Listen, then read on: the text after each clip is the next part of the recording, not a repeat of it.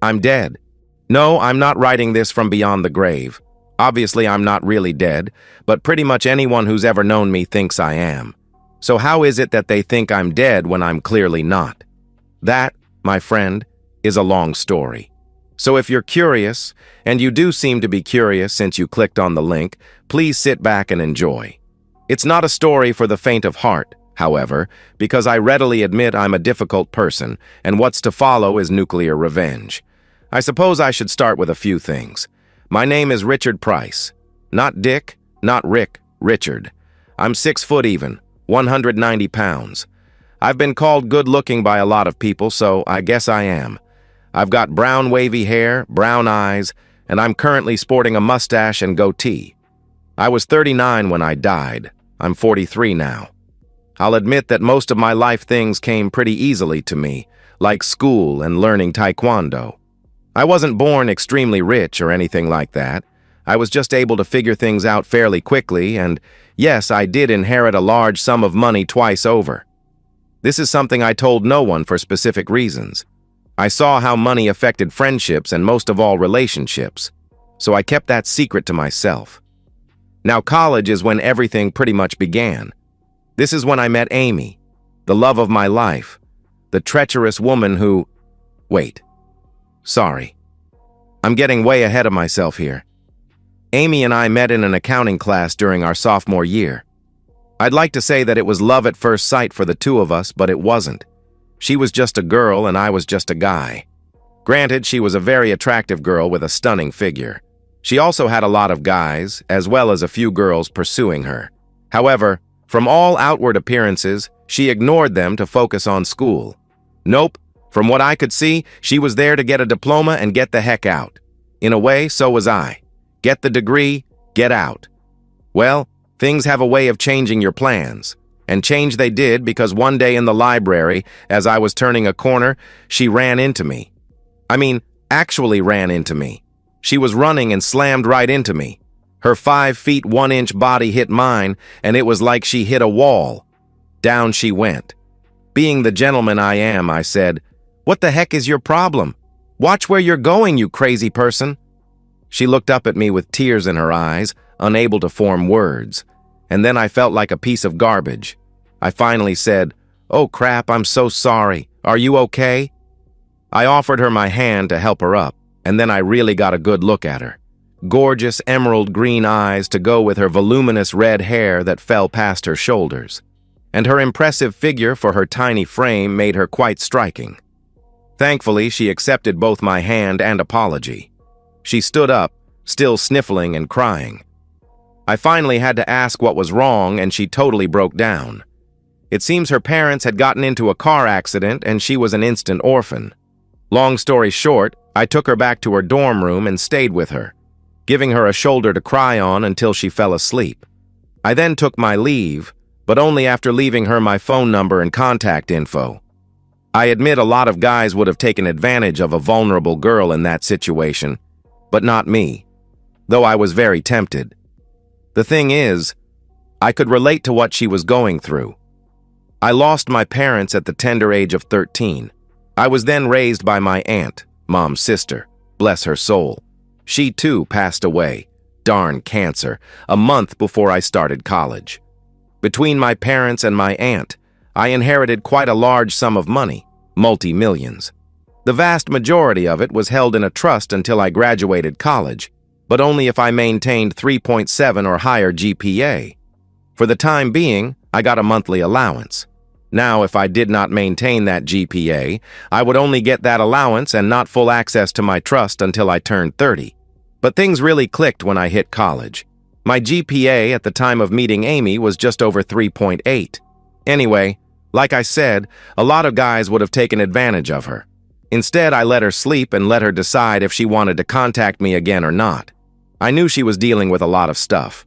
As it turns out, I didn't hear from her, like, at all. I was a little annoyed, but it is what it is. The year ended and off I went to return home. I had inherited my aunt's very large house and I owned it outright. So I spent the summer relaxing a bit before I decided to start up my company, as I was studying computer forensics with my ultimate goal of being a legal hacker for companies. Yeah, I did try some of the illegal stuff, but it wasn't worth the possibility of prison time. Now I'm not the best at hacking, but I'm definitely very good. However, back then, I was super cocky about it, and it cost me. I learned the hard way, and I lost out on making a lot of money. But by the end of that summer, I had been hired by a local bank to see if I could get past their firewalls. A more proficient hacker probably would have done it in an hour. It took me 90 minutes. Regardless, I did it and showed them their weaknesses. Now, because of my cockiness, I had to do it for free in order to prove myself. They still gave me a $500 check as a thank you, and thus started my career. Once summer ended, I went back to college for my junior year and settled in once again. About a month into it, as I sat outside in the common area, I was suddenly attacked by someone who grabbed me from behind. I wasn't sure what was going on or who was suddenly accosting me, but I then heard a female voice saying, "Thank you," over and over again. I finally got loose and turned around, and there stood Amy in all her beauty. Big smile that absolutely lit her up. Of course, the crop top and mini skirt certainly helped too. Amy then said, "Oh God, I was hoping I would see you again. I am so sorry for not texting you or something, but my terrible roommate threw away your number. She just thought you were some creep who would take advantage of me. I kicked her out and I have a new roomie now. Forgive me?" I looked into those gorgeous eyes, and how could I say no? "Hey, it's okay. No biggie. I really didn't think you'd call me or anything." I was lying through my teeth, of course. She frowned a little and then said, "Oh, not even a little?" I smiled and then said, "Well, maybe just a little." She squealed and gave me another hug and then said, "Okay, so here's the thing. I owe you something. Dinner, drinks, something. Please say yes." I pretended to think about it and then said, I could eat." Mr. Smooth there. She jumped up and down, giggling with joy. This girl was something else. So that night was the first of many nights spent together with Amy Spencer. 2.5 years later, she became Amy Price. During those 2.5 years, I discovered she wasn't the bubble-headed girl she pretended to be. Quite the contrary, she was far smarter than she let on. She just loved keeping people off kilter with her supposed airheadedness. I learned quickly to never underestimate her. Unfortunately, I forgot that lesson. Now, a few things that happened in those 2.5 years of dating. I found out she was a year older than me because she took a year off to travel. Not a biggie, it's just a year. We also had a very active romantic relationship. I mean, very active. That woman could excite me like no other. There was almost nothing that was off limits with her, but I absolutely refused to include others. I was a one-on-one kind of guy. I didn't want another person in bed with me. She pouted a bit over it, but told me that she accepted it and never asked again. Now I heard a few rumors around campus about her wildness, but I chalked it up to jealousy. We spent a lot of time together, so I didn't think much of it. The other thing is, I never mentioned was my trust, and that was for a reason. I wanted to make sure she loved me for me and not the cash. When we were about to get married, I gave her a prenup to sign. That confused her, but I told her that it protects her as much as it protected me, so she shrugged her shoulders and signed it anyway. She came from a lot of money, so she thought my logic was sound. Once I had it locked away in a safety deposit box, after a copy was sent to my lawyer, I then told her about the trust. She was angry at first, but then realized she was marrying a guy with a lot of money. I just never went into details as to how much money. I let her assume it was hundreds of thousands, not well over 10 million at the time.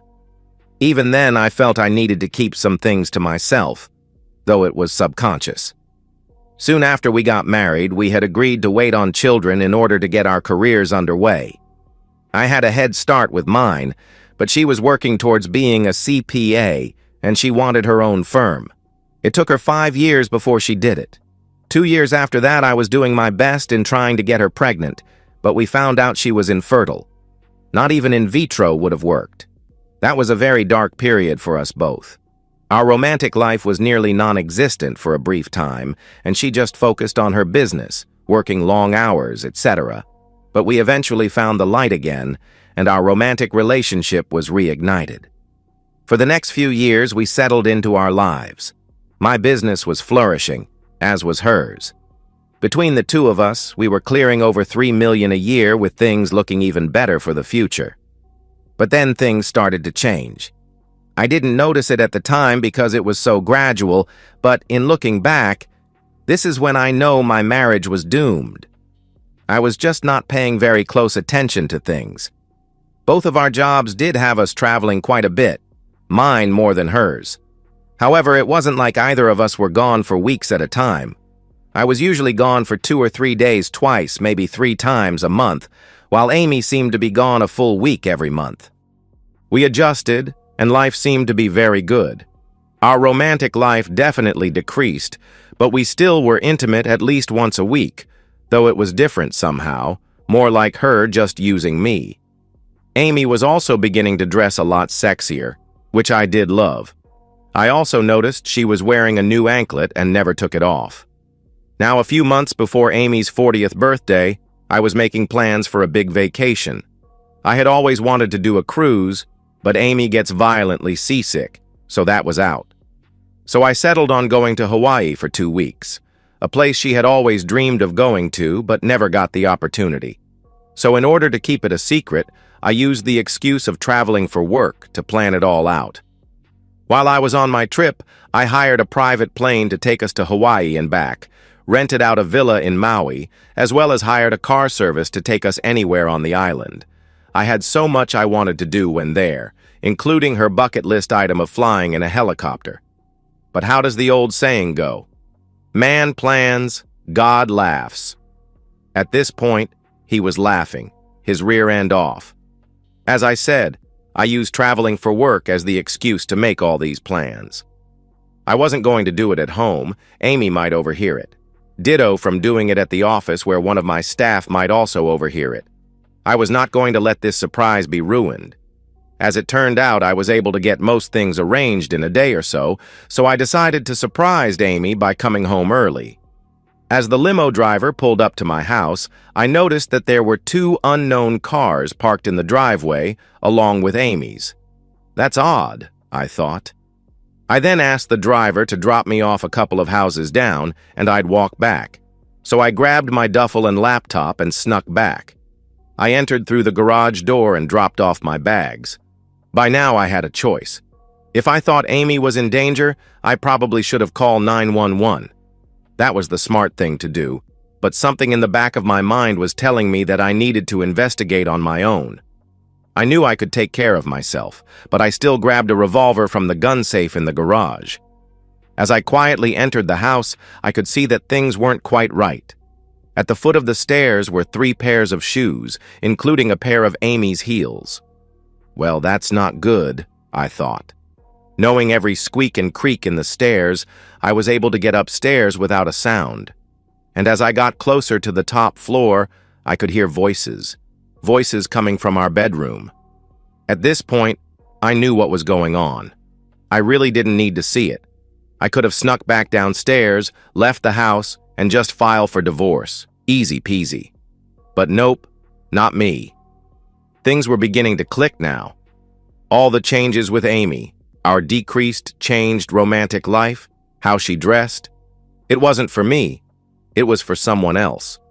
I at least had the presence of mind to turn on the record video app on my cell as I approached the door to our bedroom. Thankfully, it was wide open and I could see what was going on. Unfortunately, what was going on was something I wish I didn't see. On our bed was Amy and 2 other men. Very, very large men. And I don't mean in terms of their bodies, but rather their attributes. Now, I was certainly not the largest, but I have larger than average anatomy. Not these guys, I've seen smaller farm animals. But here they were engaging in inappropriate activities with her. I probably should have rushed in and stopped things, but then I heard a 3rd man speak up. "That's a good little woman. Do your master proud and take that treatment. You're such a terrible person, aren't you?" All Amy could do it give a muffled agreement since one guy was being inappropriate with her mouth, while the other was behind her being very rough. Then the third man stepped into view, and all I could see was a mousy-looking, undressed guy. Definitely smaller than me in every way. He continued to berate Amy, calling her every humiliating word in the book. And as he watched, I saw him pleasuring himself to the scene in front of him before finishing. When he did that, I could tell Amy reached her peak. As I was about to back away, the guy in her mouth pulled out and finished on her face. I then rushed away, not because I was worried about getting caught, but because I felt like was about to be sick. I barely kept it down, but now I had a mix of emotions from anger to sadness to being humiliated. Somehow I was able to leave the house undetected, and I ordered an Uber to pick me up a couple of blocks away. I had him take me to a hotel a couple of miles out of town, and I got room. Once there, I broke down and cried. This was the last time I would shed any tears over her. Once I collected myself, I left the room and went over to the liquor store next to the hotel. I grabbed a bottle of Old Fitzgerald bourbon. I figured I deserved it.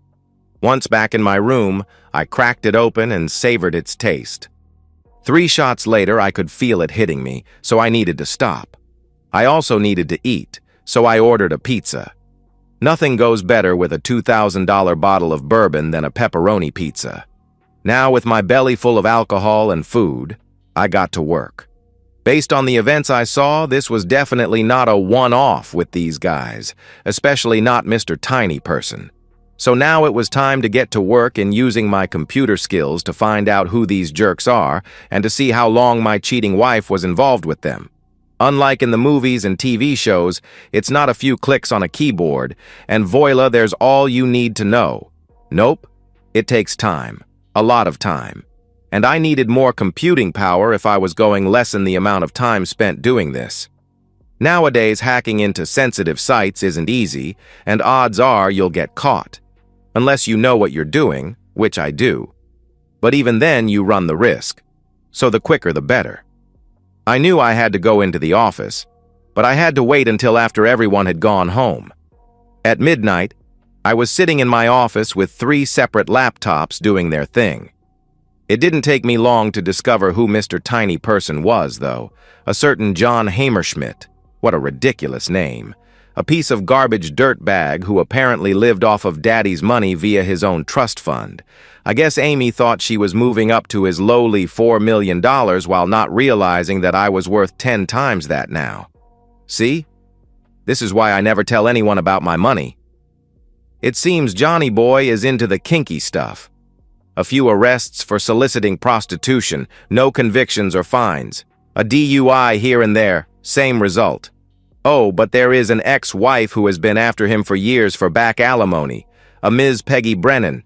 She took back her maiden name and I didn't blame her. I'll contact her at some point. As the evening wore on, I found out that Amy had been involved with this guy for a long time. Not weeks, not months, but years. 8 years to be exact. Around the time she defrosted, and we started being intimate again after finding out she was infertile. And now I was beginning to feel sick to my stomach once again. However, despite the bile attempting to force its way up and out, I forged on.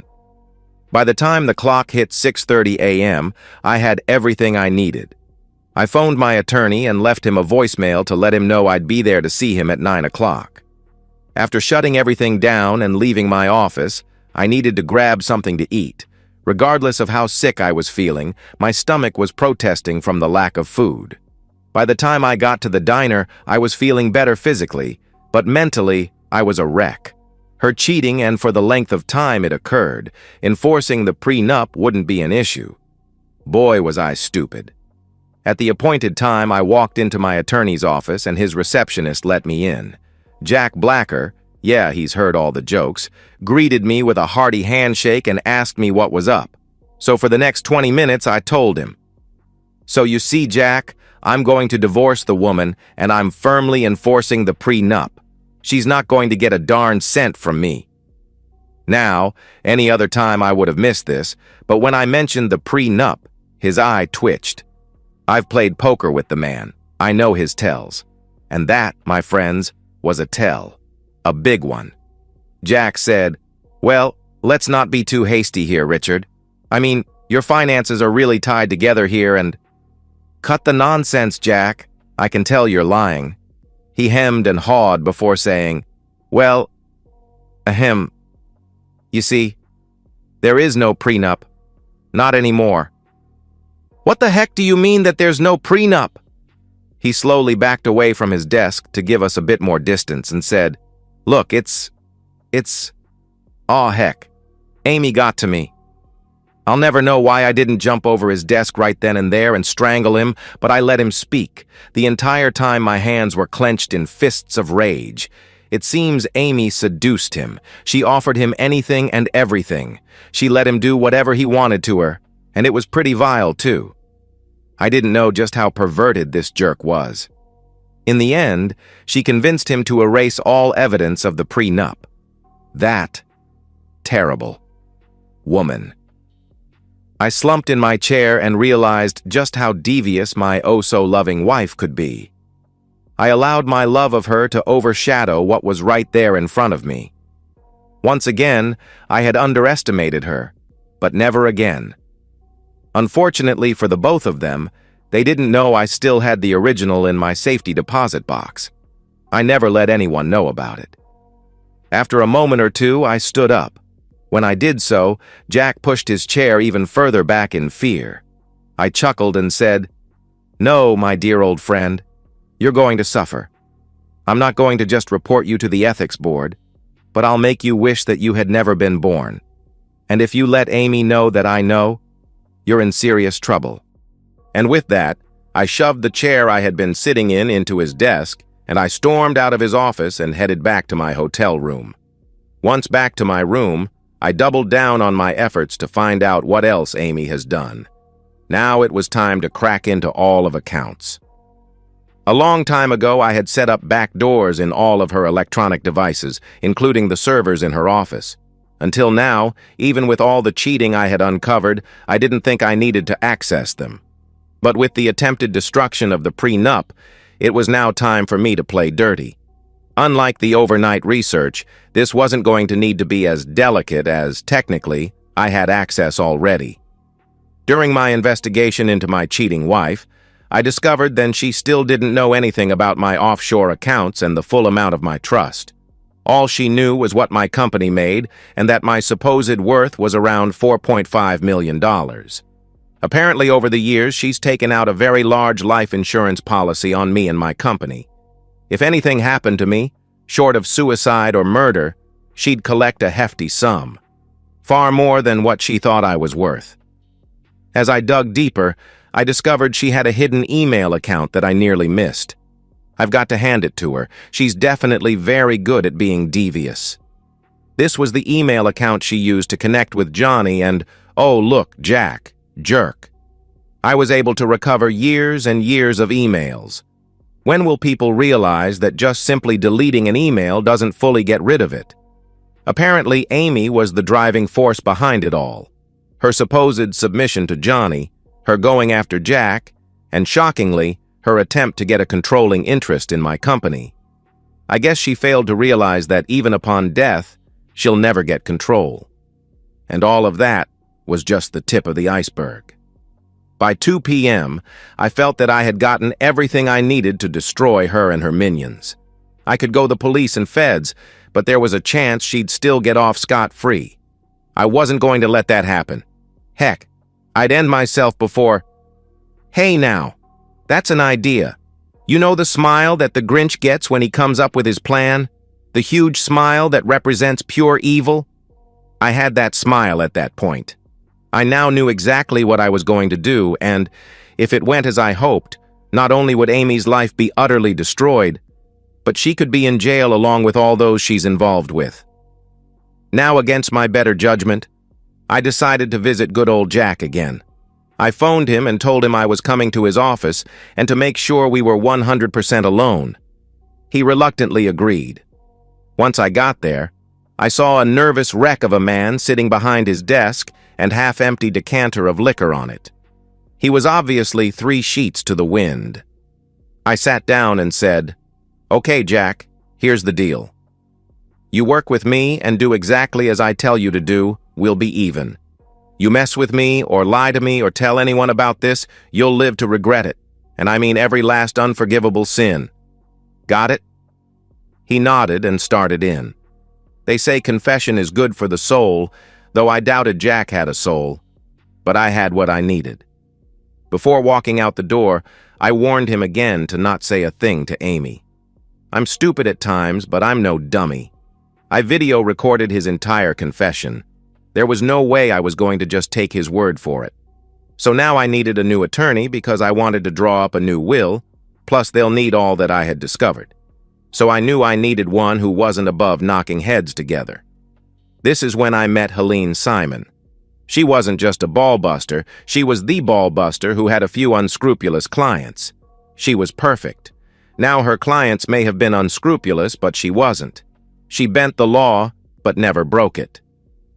I contacted her immediately after leaving Jack. I was expecting her service to answer, but she picked up. Thankfully, she was willing to meet with me that evening, and she gave me her home address. There are very few women I find stunningly attractive. Yeah, I admit it. Amy is one, but so was Helene, though in a far different way. Where Amy was short and curvy, Helene was tall, taller than me, and lean. Long blonde hair and deep blue eyes. To me, she was just absolutely stunningly gorgeous. And when she talked, you listened. I thanked her for seeing me on such short notice and explained to her in great detail what had happened and what I knew. She sat there with her eyes closed, absorbing it all. Once I finished, she said, "Well, just when I thought I had heard everything." I shrugged and gave her a smile, my first real smile in a long time. She continued, "So, Mr. Price, please call me Richard." "Okay, Richard, and please call me Helene. Why do you need me? You have more than enough evidence to hurt your wife financially and socially. Why come to me and instead of the police? I could handle your divorce, of course, but I will admit there are far better attorneys that could handle that. It's simple. I want to die and I want you to help me." She looked at me like I just told her that she has 3 eyes, and then she laughed. "Oh, seriously now? I'm not some hitman, nor do I know any." "Well, technically I don't." I laughed at that and said, "No, I want you to help me fake my death so I can start a new life. However, what I want done may not be entirely ethical, but I want all of those involved with my loving wife will be taken down within the constraints of the law. The only, shall we say, questionable part is I want it to look like Amy had me murdered." "Oh, really? Now why would I allow myself to be caught up in such an illegal escapade? Mind you, as an officer of the court, I should call the police right now and tell them of your plans." I laughed again and said, "Helene, I do my research. I'm not asking you to do anything illegal, but I know that you know people who can help me. I also want you to draw up a new will, but also handle whatever fallout will occur after my death, as well as get me all new credentials. Overall, I really want Amy to suffer. I want those that she's been involved with to suffer as well. I want to burn the woman and take away everything from her. I just want it to look like she did it and let the chips fall where they may. In the end, I want to burn it all down around her."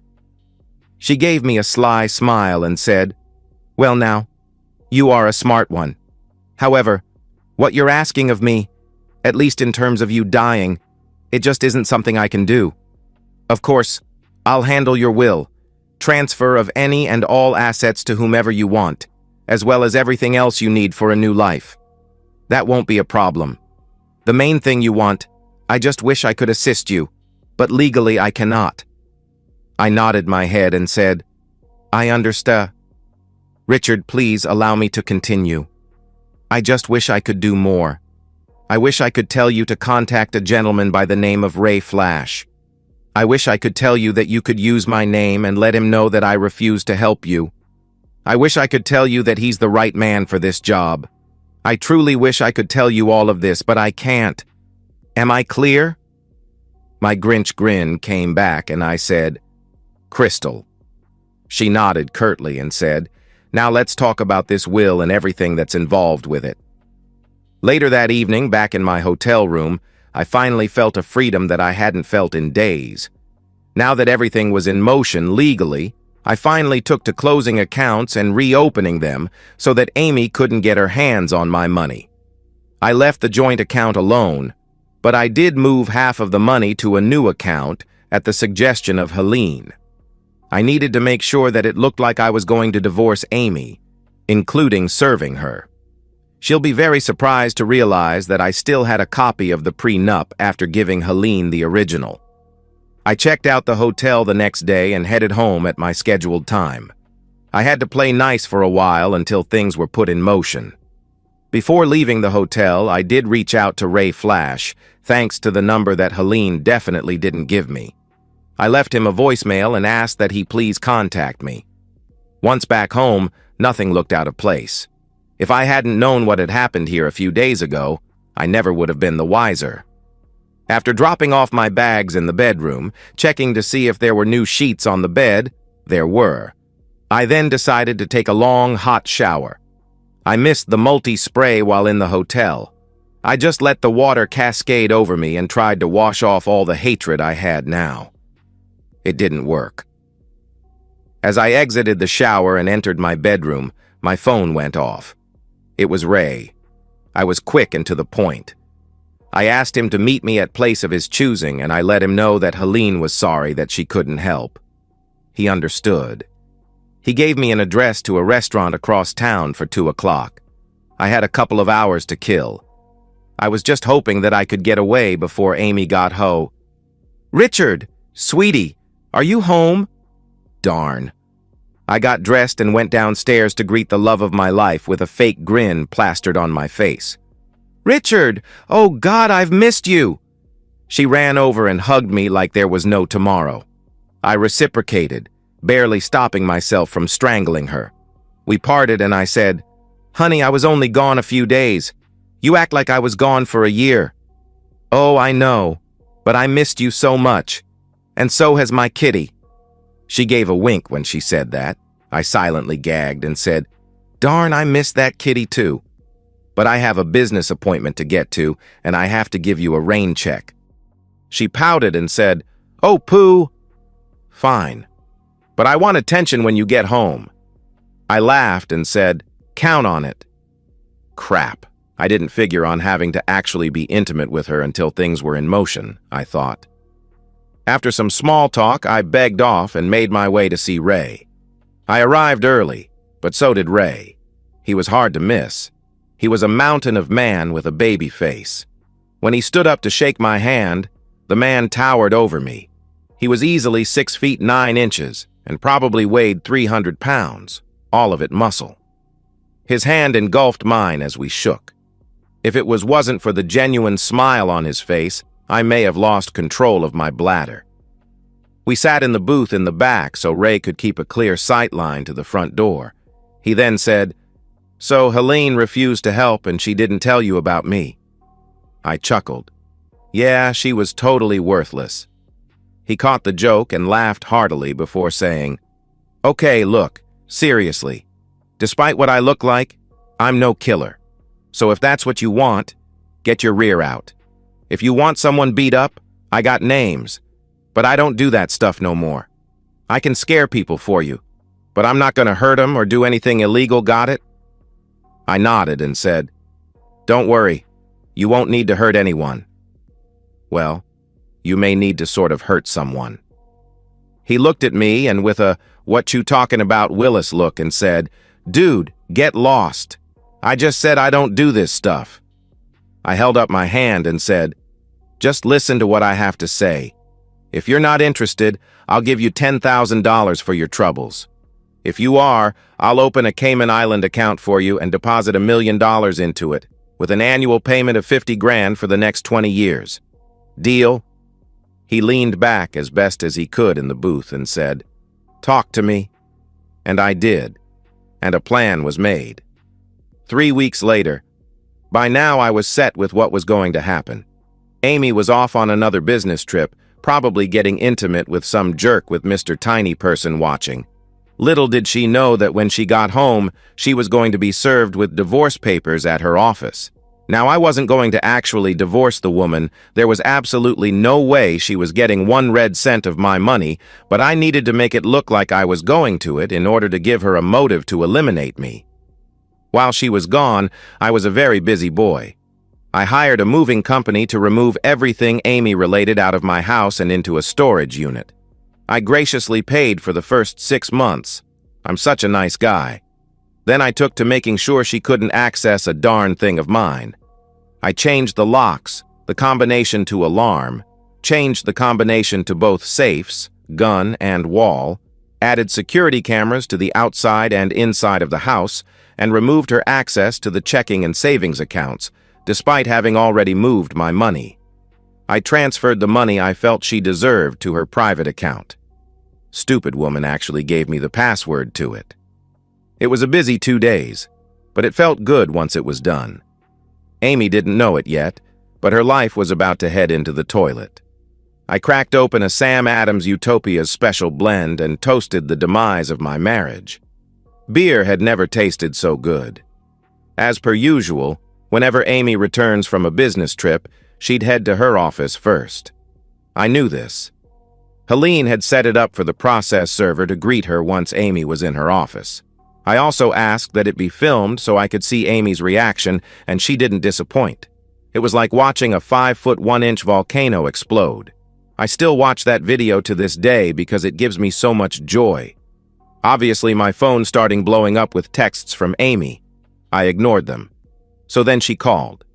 A lot. I ignored those too. I ended up getting 4 voicemails from her. She gave up eventually, but then she came home. Or rather, she arrived at my house and discovered neither her key nor her entry code worked. She started pounding on the door, screaming at me, calling me every name in the book. Meanwhile, I sat in my home office watching it all unfold on my computer via the security cam. The moment she uttered those magic words, I called the police. Those words? "I'm going to eliminate you, you jerk!" One item checked off. The police arrived. They got in between her and the door. All the time she's ranting and raving. I finally opened the door and explained the situation to them, while one of them held on to her to stop her from lunging at me. Unfortunately for Amy, she inadvertently nailed one of the cops right in the groin as she tried to get to me. Oops. Jail time now. Once she was processed and was waiting to head off to her cell, I showed up at the station and asked to speak with her. Though I was told it may not be a good idea, the officer who she nailed in the groin let me in, and I sat down next to her. Thankfully for her, she was cuffed and couldn't attack me. I sat there and smiled at her, which made her even angrier. She started in a whisper but got louder as she went on. "You terrible person! Who the heck do you think are embarrassing me like that in front of my staff? When I get out of here, I am going to make you rue the day you—" I interrupted her and said one thing. "John Heimerschmidt." The jaw drop I got was almost comical. She stammered and said, Who is that?" "John who?" "Oh, cut the nonsense, I know. Everything." She huffed and said, "You know nothing, jerk. Funny that you should mention Jack. He broke, told me everything. He was quite eloquent, actually." Laughing, thinking she still had the upper hand. "That weak fool? Whatever. What's done is done. I don't give a darn what he told you. Thanks to him, your precious prenup is toast, and I am going to rake you over the coals, you pathetic excuse of a man." I opened the manila envelope I had in my hand and said, "Oh, you mean this prenup?" I always had a backup, just in case. My new attorney made sure it was still 100% legal and fully enforceable, especially when I provided Jack's confession that I recorded. So that coal raking won't happen, my love. Jaw drop number 2. She attempted to say something, but I interrupted and said, "As for Mr. Tiny Person, you know him as John Who, it seems. I've got enough crap on him to put him in jail for the rest of his life. I emailed him everything that I know before I headed over here and told him he had an hour to get out of the country before I sent what I knew to the feds. We'll see if he makes it or not. He's got, let's see, about 20 minutes. Jaw drop number 3. Oh, and I didn't forget about all your inappropriate companions. Yeah, all 9 of them. I'd tell you what I'm going to do to them, but I want you to be surprised. Now her anger really flared. You terrible person! You won't win! I'm going to eliminate you and make sure no one ever finds your pathetic body. I just sat there and grinned. Not only did I have her on my video cam at home threatening to eliminate me, but now she screamed the threat in a police station. She was so done and didn't know it. But before I could offer a retort, they came to take her to jail until her arraignment, with Amy screaming at me the entire time. I knew she'd raise bail the next day, but I didn't care. All part of the plan. Now I waited and waited and waited. 4 days of waiting, and I was starting to getting a bit itchy. Something should have happened by now. Did Ray forget? I picked up my cell to call him, and then my door exploded in on me, and in walked 3 extremely large masked men.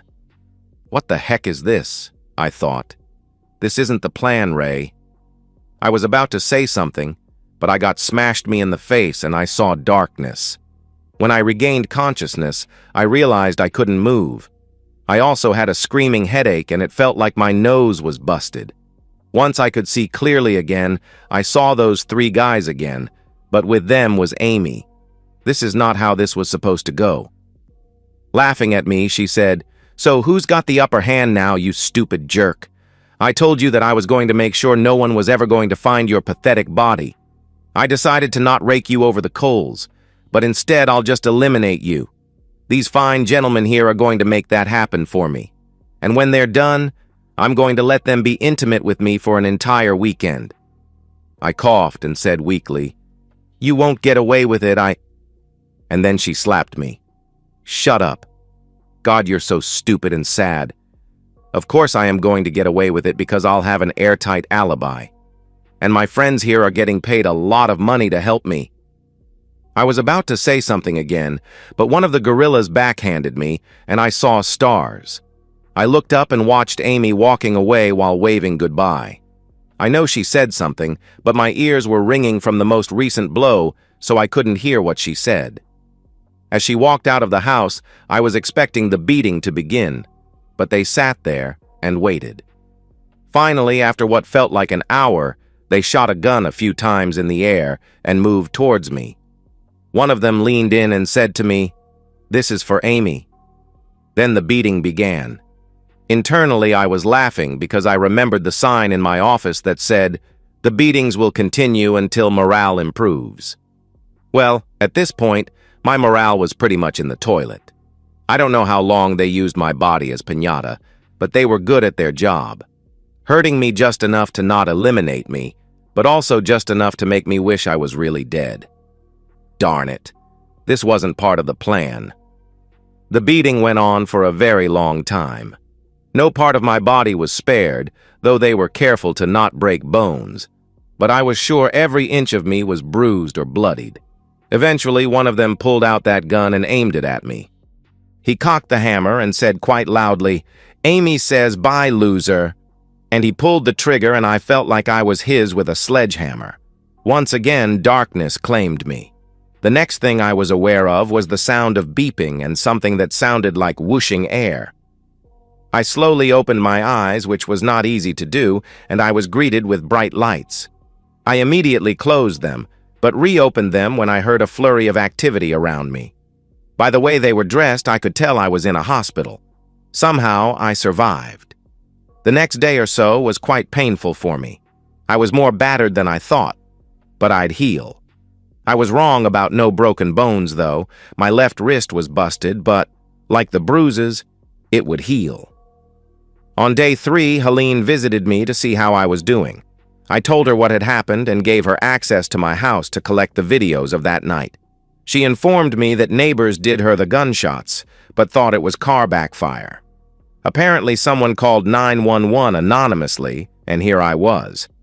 Unfortunately, she couldn't stay for long as she had urgent business to attend to, but she handed me my cell phone and wished me well. After she left, I called Ray. I wanted to know what the heck happened to the plan. I got voicemail and told him to call me immediately. Well, he never called.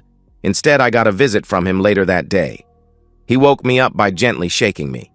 When I saw him, I tried to lunge at him, but my body failed me. He smiled and said, "Easy. Easy. It's okay. Just chill, dude." Chill? Chill? What the heck, Ray? I was nearly eliminated for real and tell me to chill. Where were you? He looked wounded when I said to him, "Wow. Helene didn't..." Sigh. She can be such a difficult person. Dude, listen. Officially, you're dead now. You're in a private hospital. Everyone here is sworn to secrecy, and they're paid very well to keep it. As far they're concerned, you're John Doe.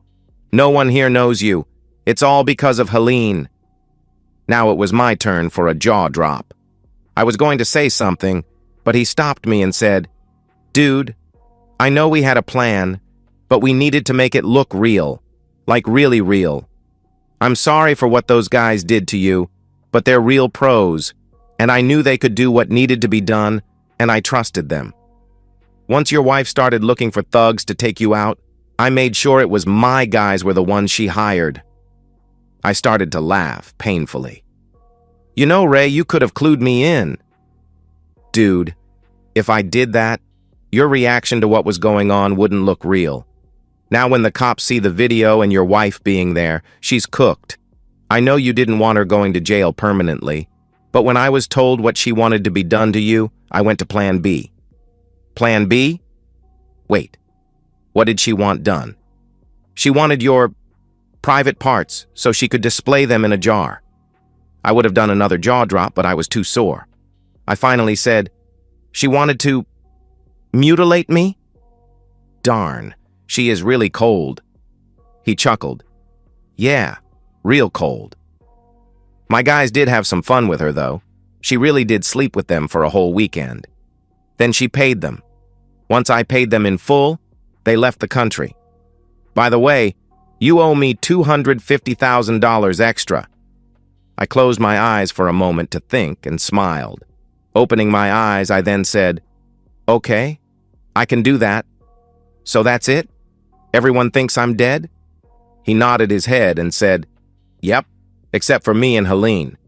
And at 3 p.m. today, you'll be cremated, and your ashes will be placed in the same crypt as your parents and aunt, per your instructions, of course." Now it was my turn to chuckle. I then held out my hand to shake his and said, "Thank you, Ray. Seriously. But if I ever need to die again, tell them not to shoot me.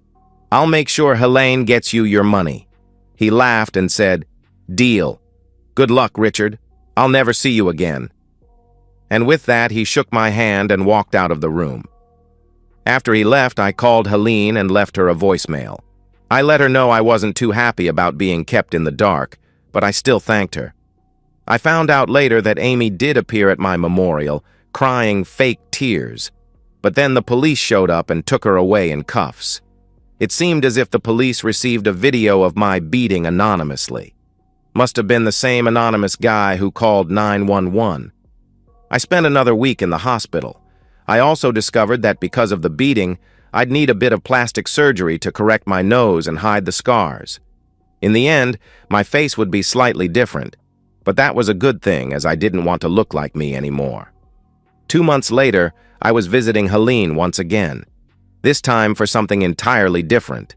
This time, it was to collect my brand new identity of James Richards. The James Richards who just happened to be the heir to the Richard Price estate. After all the legalities were taken care of, I decided it was time to leave the country for a while. I asked Helene to handle the sale of my house and my stake in Amy's business. Not that it was worth much anymore. I kept my company, or rather James Richards took over ownership in it, but made sure I had the right people running it. So for the next 3+ years, I lounged and relaxed in Cabo San Lucas. Some of the time there, I followed the sensational trial of one Amy Price. It seems that Amy and all her lovers were complicit in a lot of illegal stuff. Stuff I hadn't fully uncovered, but wish I had. In the end, she was convicted of murder 1, extortion, human trafficking, prostitution, and so much more. Oh, and Mr. Tiny Person didn't quite make it out of the country. Nope, The feds caught him just before boarding his plane. Once they arrested Amy, he decided to rat out on her like the little wimp I thought him to be. He didn't quite get off scot-free, though. He was going to serve some time, but in a nice penitentiary for a few years. Oh, and his ex finally got to him, thanks to an email I sent to her anonymously, and was now collecting all that back alimony and then some. As for Amy's lovers, I didn't give a darn. Hopefully, they're all the victims of some wonderful inmates. Once Amy was convicted, I lost interest and decided to just work on my tan. But that brings us to present day. For the first time in nearly 4 years, I was going to set foot on U.S. soil, for 2 reasons. 1, to see Helene. Over the past few years, we had grown quite close with her flying down to Cabo quite often to go over my business interests. This time, I was coming back to U.S. to ask her to marry me. And 2, I just had to visit my lovely ex-wife. Stupid, I know, but I had to let her know that I won. When I exited the prison, I left her screaming, acting crazy and pounding on the glass. The guards had to drag her away, and apparently she had to be sedated. Last I heard, they're going to transfer her to psychiatric hospital. It seems she saw the ghost of her late husband. What a crazy woman. And so, we've reached the end of today's story. Was it what you expected, or did it take a twist you didn't see coming? I'm curious to hear your thoughts. Share them in the comments below, and let's get a conversation going. If this story kept you hooked, make sure to hit that like button. And if you're new here or just haven't subscribed yet, now's the perfect time to join our community. I bring you fresh, captivating stories every day, so click that subscribe button and turn on notifications so you never miss out. Thanks for watching, and I'll see you in the next one.